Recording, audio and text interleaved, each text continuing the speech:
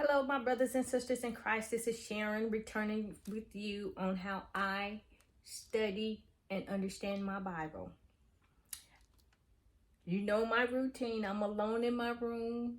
I am empty. I have prayed, released all things to God. I'm ready to receive what He is teaching me in His Word. So I will be coming to you out of John chapter 9, verses 1 through 41. And let's get about God's business. And as always, I start with my observations. And what I see in here is Jesus. He's doing the will of God. He glorifies God. Jesus is not detoured, and he's constantly teaching his disciples. The man that was healed, I see his obedience to Christ. His courage to stand before the Pharisees. His him able to see, he can see what the Pharisees could not see. That's just some things that I saw. And I know you probably have tons more. But anyway, to be about God's business, I'm going to start with verses 1 through 12, which is the healing of the blind man. Now, notice in the scriptures, verse 1, where he says, "Now, as Jesus passed by, he saw a man who was blind from birth." And then, the disciples, they asked him, who sinned? Did this man sin, or did his parents sin? And they had, back in those days, they had strange beliefs and superstitions and stuff, but they thought either the parents sinned or the man could have sinned in utero. Don't know. But anyway, Christ telling him neither. None of this happened.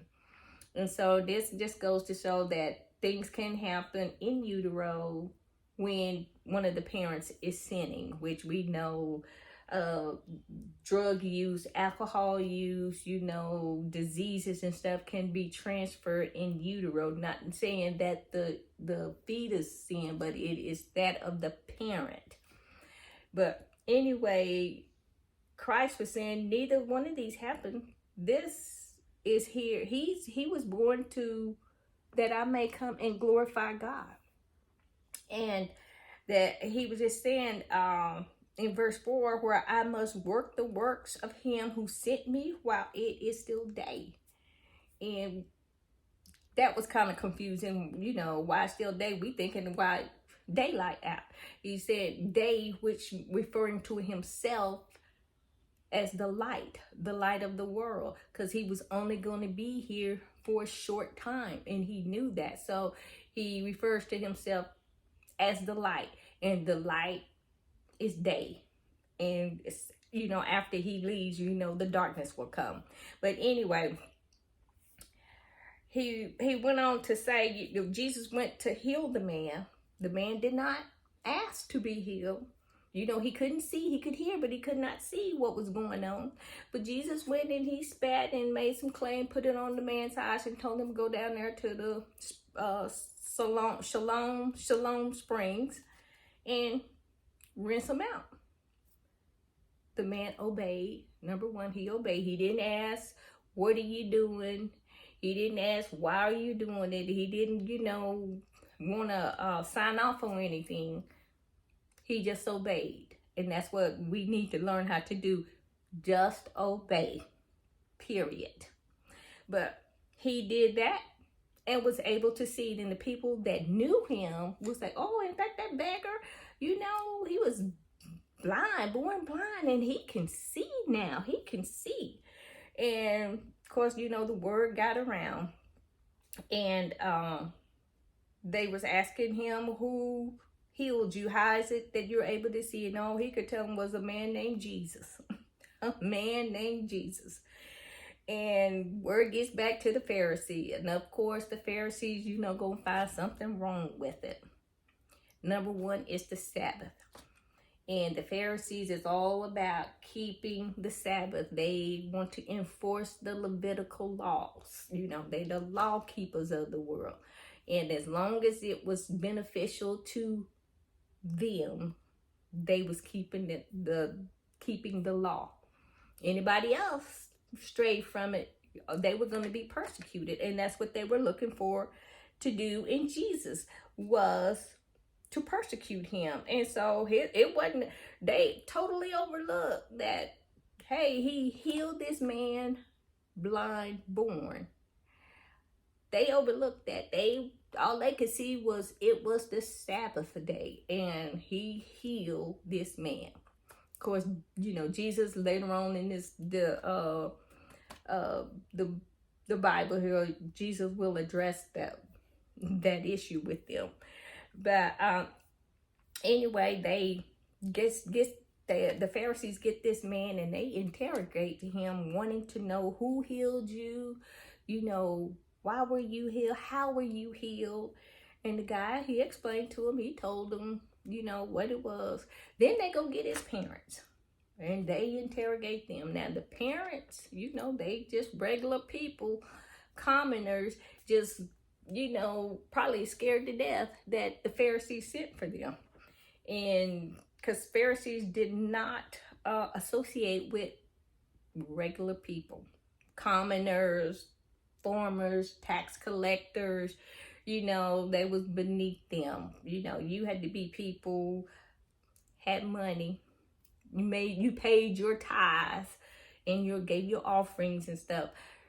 Those are the type of people they associated with. But the regular people that really needed Christ, the ones that's down off on, you know, having just a hard time in life, they wasn't out helping them. But getting back on track here, the parents are saying, yes, that's our son. Yes, he was born blind. We don't know how he was made whole. He is of age. You go ask him yourself. And that statement, what they were telling them, because they was probably afraid of being excommunicated. So they just said, talk to him. He could do it. So this, you know, they don't give the guy's age. They just said a man. And we don't know what it was. But anyway, they go back and they ask the man again. And in verse 22 here, he was just saying that when they were talking, the Pharisees was talking to the parents. They were just saying, they agreed, the Jews had agreed already that if anyone confessed that he was Christ, he would be put out of the synagogue. So when it says the Jews, they're referring to the Sanhedrin, which is the Pharisees, you know, the Sadducees, all of the higher ups. And that's what they held over the common people, was you're going to be excommunicated if you believe in this Jesus guy. And so, but anyway, the parents, you know, say, you just go talk to him yourself. You know, he's grown. And they go and they interrogate this man again. And in verse 25 here, the man answers them and says, whether he is a sinner or not, I do not know. One thing I know is that though I was blind, but now I see. Now, when he said this, not only was he talking about physical sight, he was talking about spiritual sight as well. And he just said, they asked him, you know, drill question. It was like an interrogation. How do you see? How did he do this? And, you know, the man, he was just saying,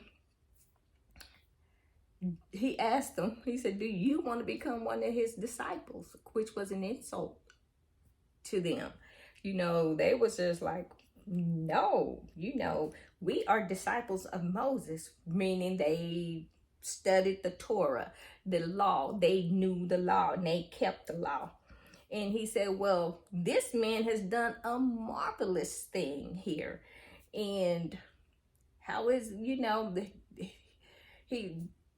that he was like that he done a marvelous thing, and that you do not know where he is or where he come from.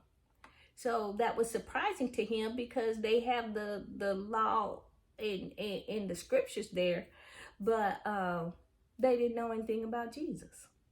And so he was like, how could you not know about Jesus, about this man that helped me? So that was an insult to them. And they eventually, they excommunicated him out of the church. They said cast him out, and which he was absolutely okay with them, because they was not helping them at all. He was out on the street begging for help, which they were not helping him. And so it was just amazing to that guy that the Pharisees could not see that Jesus had come from God. He just could not. It was just amazing to him, because he couldn't understand that you are a priest. You're supposed to be walking with God and talking with him and studying his word, but yet you don't see him. You can't see him standing right before you. And so that was the blindness of the flesh, the blindness of their hearts, their spiritual hearts there. And the man says, since the beginning of the world, there has been no healings done to a person born blind. And there is no scriptures in this Bible that says that a person born blind, where he was healed. It's not in the scriptures here. And that's what he called them on that, because they should have known that. And if they'd have saw that type of miracle, they said, oh, something's up here. But no, they said, oh, he is out of line. Who do he think he is? That means they didn't know who he was. He knew who he was, Jesus Christ, I am. But they excommunicated him out of the church. Jesus went and found the man. That means Jesus saw him. Then after he's excommunicated, he went and found him. And he talked to him. And he says, he called him and he says, who is he, Lord, that I may believe in him? Well, let me go back to verse 35 here, where he says, Jesus heard that he had cast him out, and then he went and found him, and he said to him, do you believe in the Son of God? And he's, who is he? That I may believe in him. And Jesus said, you have both seen him, and it is he who is talking to you. And so right then, that man fell and worshiped Christ, Jesus Christ, as the Son of the living God. And some of the Pharisees who heard this, they were insulted and mad and stuff. And they said, so we're blind also? And he was like, well, yeah. Jesus was like, yeah, you are. Because if you was blind, then you would see. But you say you see. And so they did have physical sight, but they had spiritual blindness. And that's what Christ was telling them. They had spiritual blindness because, number one, they had the scriptures, they had the Torah, they studied the prophets. And all through the Bible, it talks about Jesus. Genesis 3:15, that's Jesus. Isaiah 7:14, that's Jesus. Isaiah 9:6, that's Jesus. Isaiah 11:1-11, that's Jesus. All of these scriptures is talking about Jesus, the one that's coming. He's coming. They was blind to that. They was all about themselves and, what they have, the temple, material things that has nothing to do with God or heaven. But in the end, Jesus came to save us all. He doesn't discriminate against us. Rich man, poor man, black man, white man, any man. Anybody that wants to receive Jesus Christ can. Sinners, drug addicts, psycho people, whatever you want to call them, they can receive Christ into their life. And that's what he's saying. I'm here to help you, to heal you. I'm here to be your guide, to light your way. I am the light. That's what he is saying. But the Pharisees wouldn't have no part of it. But the common person, the regular people, they clung to him. And that's what he was here to do, was to come to save the world and not condemn it, not just yet. That's going to happen in Revelations, and you do not want to be a part of that. So, but anyway, that will end my little Bible study in John chapter 9. And remember to hit the like button. And I thank you for joining me. And you be blessed and be safe. Bye.